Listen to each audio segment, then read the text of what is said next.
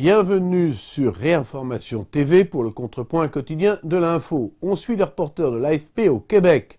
La province se préoccupe particulièrement de la vie des jeunes transgenres et les lois qui bouleversent la nature humaine sont présentées comme un grand progrès des droits de l'homme.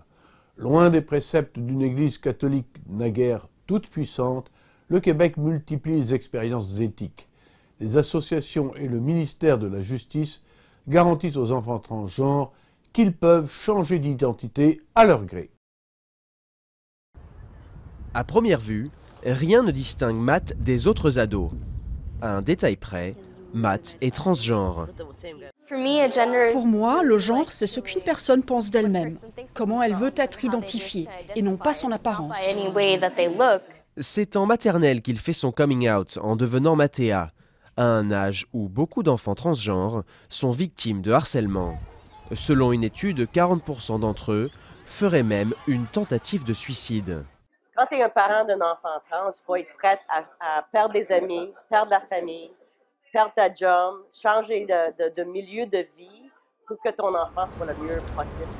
En 2010, l'Agence de santé du Canada a émis une liste de recommandations aux écoles pour apporter un soutien aux enfants transgenres. Aujourd'hui, certaines provinces canadiennes reconnaissent le droit de changer de sexe sans opération dès l'âge de 18 ans. Il sera possible à une personne de changer la mention du sexe à son acte de naissance sans que cette personne n'ait à subir une chirurgie de réassignation sexuelle. La variance du genre n'est pas une maladie.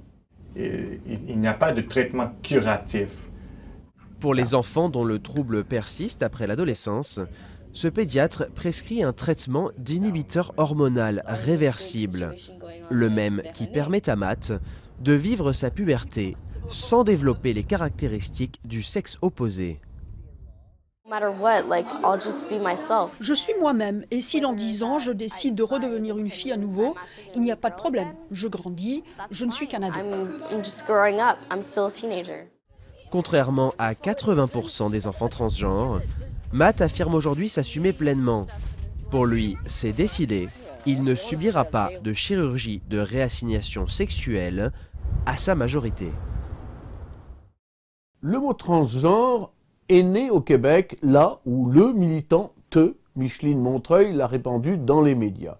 La proportion d'adultes ayant des tendances transgenres en Amérique du Nord serait de 0,3% au doigt mouillé.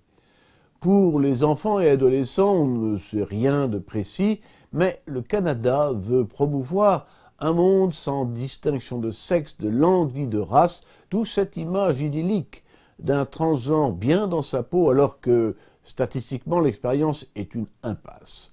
Le fameux cas Reimer, le long martyr d'un cobaye transgenre, a montré que les fantaisies des psychiatres idéologues peuvent apporter la mort et que leur volonté de puissance ne tient aucun compte de l'expérience clinique. On n'est plus ici dans la politique, mais dans la surpolitique, ou pourrait-on dire la religion peut-être. Il faut créer un nouvel homme, et tant pis pour la casse.